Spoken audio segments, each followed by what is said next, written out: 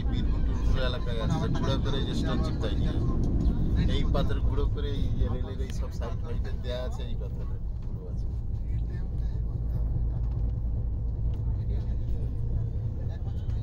বেলে পাথর কিলোমিটার দেখাচ্ছে এসএমবিজি প্ল্যাটফর্ম 2 কিলোমিটার দেখাচ্ছে না না তো হ্যাঁ ঠিক না 44 কিলোমিটার আছে।